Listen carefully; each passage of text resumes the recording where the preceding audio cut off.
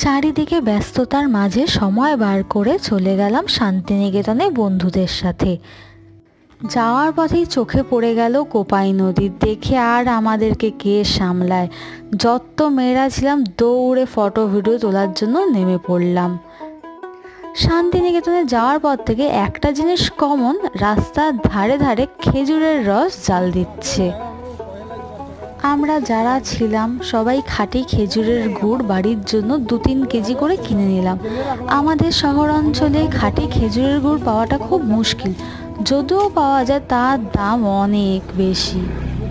এতটা জার্নি করে যাওয়ার পর সবার প্রচণ্ড খিদে পেয়ে গেছে।